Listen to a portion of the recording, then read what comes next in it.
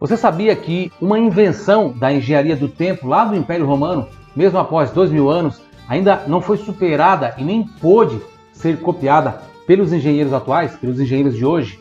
Eu estou falando do quê? Do concreto romano. Em geral, a humanidade é muito melhor em fazer coisas agora do que no passado, do que a gente era no passado. Mas tem certas coisas que os antigos acertaram em cheio e nós ainda não conseguimos. O concreto romano, por exemplo, é muito melhor do que o concreto usado hoje em dia.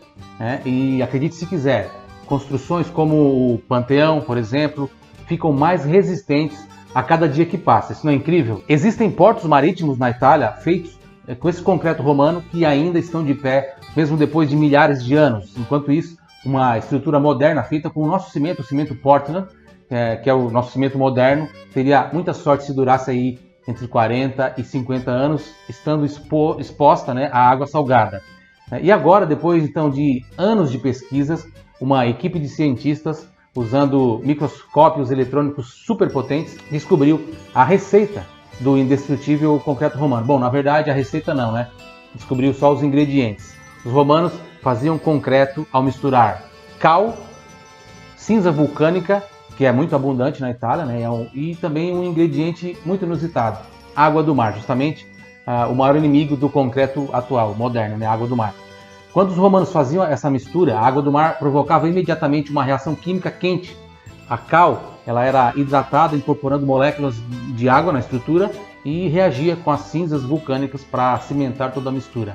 E qual seria o grande segredo, então, para a durabilidade desse concreto? Bom, a mistura do concreto romano formava um mineral chamado tobermorita aluminosa, um cristal extremamente duro. E aí que mora o grande segredo. Esse mineral fica cada vez mais forte com o passar do tempo. Então, se não forem destruídas, por exemplo, pelas mãos humanas ou por algum terremoto muito forte, é muito provável que as construções do Império Romano, como o Panteão, os aquedutos, o Coliseu, como o Fórum de César e tantas outras estruturas, ainda estejam de pé daqui a 1000 ou até daqui a 2000 anos. Agora, os cientistas estão tentando descobrir a receita, o modo de fazer, vamos dizer assim, desse concreto.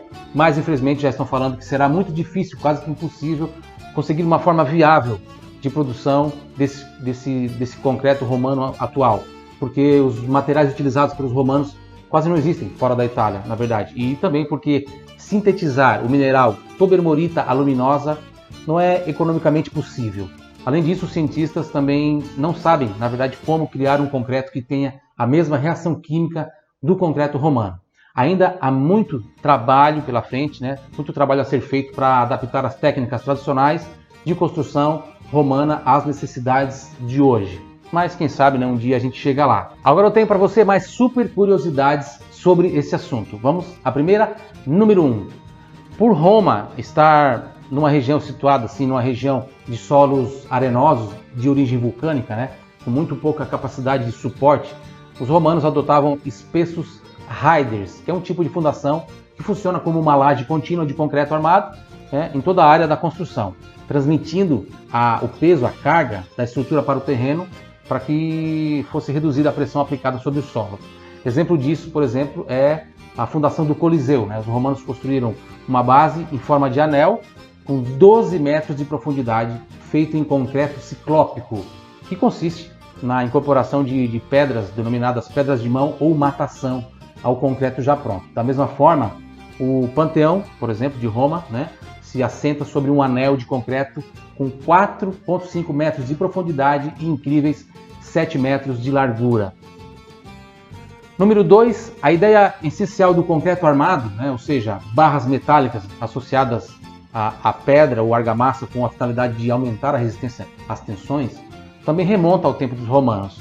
Em estudos realizados em Termas de Caracalla, em Roma, construída entre 212 e 217 d.C., os arqueólogos encontraram barras de bronze dentro da argamassa, em pontos assim onde o vão a vencer era maior do que o normal para a época, onde a distância entre uma coluna e outra era muito grande. Número 3, depois dos romanos, a humanidade ficou vários séculos sem usar o concreto. Só foi reinventado, na verdade, há pouco tempo, em 1824, por um construtor inglês chamado Joseph Aspdin.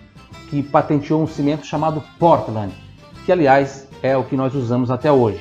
Antes do número 4, não esqueça de curtir esse vídeo, se inscrever no nosso canal e também de clicar no sininho. Deixe também o seu comentário aqui embaixo, dizendo qual construção do Império Romano você sonha em um dia conhecer, ok? Número 4, além de ser incrivelmente mais resistente, o concreto romano também era muito menos agressivo ao meio ambiente.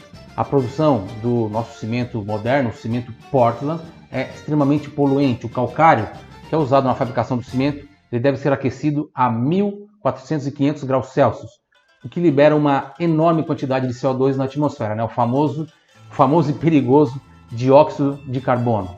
Para você ter uma ideia, só no ano de 2016, a produção de cimento gerou 2,2 bilhões de toneladas de CO2. Foi tudo aí no ar que a gente respira. Agora que você já sabe tudo sobre o concreto romano, que tal assistir ao vídeo que eu fiz falando de um dos maiores símbolos da Itália, a Torre de Pisa. Você sabia que os engenheiros já deram um prazo para ela finalmente se inclinar e cair por terra? Sim, ela já tem um prazo para cair. Confira no vídeo que está sensacional. Vou deixar o link aqui na descrição, ok? Arrivederci, ci vediamo!